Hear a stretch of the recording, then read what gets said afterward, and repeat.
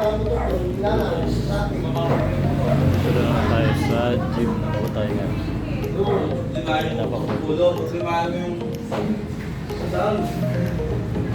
Walang sound si ate. Nagreklamo yung mga nagbubuhat na kanya dahil walang sound. Nagreklamo yung mga nagbubuhat. Walang sound si ate.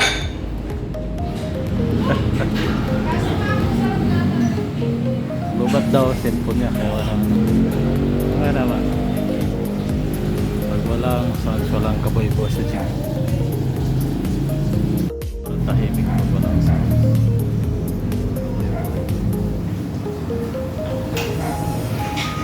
Walang sounds, saan kayo umuwi na isa? Okay, ito na isa. Kasi walang sounds. Walang kaboy-buhay.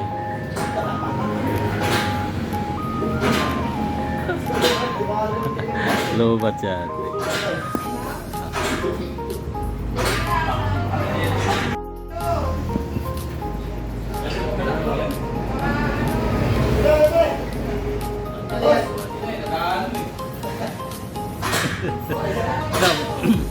Ano ba yung tuloy?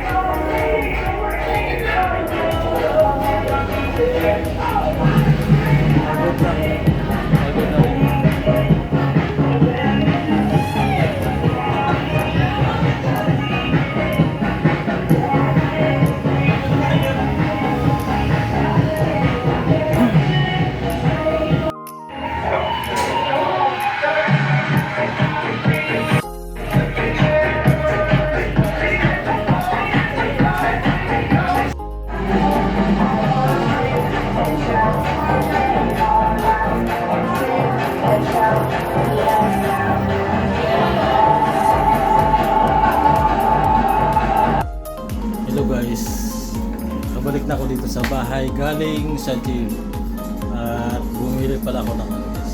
May nakita ko pang merienda at bumili na rin ako ng ulam ko guys. Ito yung binili ko guys. Sa daan na may kopya at saka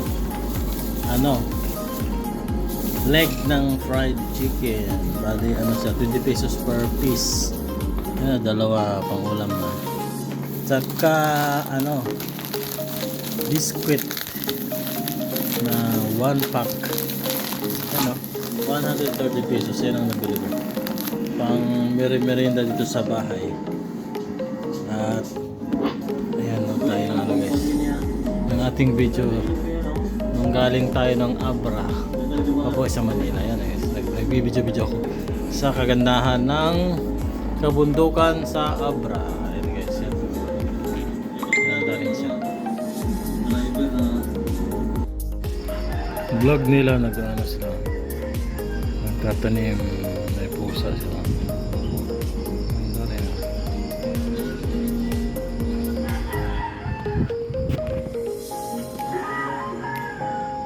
Tulo ang ating guys, ating kanin. Nagsaing pa tayo ng kanin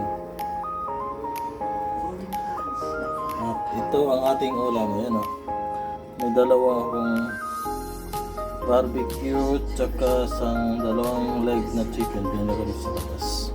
Tapos na yung pangulam natin ngayon dahil pagod magluto, tamad magluto, hindi na lang ng ulam sa labas. May gutom pa naman sa natin, hindi pa na yung aking kanin kulo pa.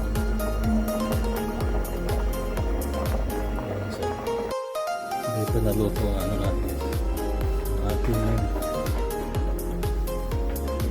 kanin, nagugutom na ako. Yan, nood muna tayo ng palabas sa Netflix. Mag-Netflix muna tayo. Habang hindi pa naluluto ang ating kanin. Puro yung palabas.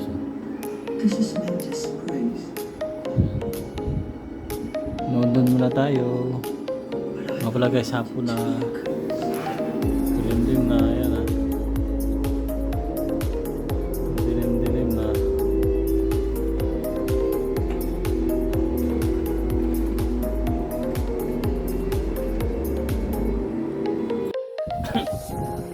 Ating ilaw sa labas na solar. Yan, gumagana na sa. Diba? Makapituloy tayo ng kuryente dahil sa solar na tayo.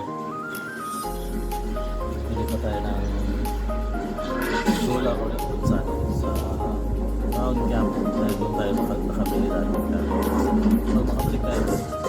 Pili tayo.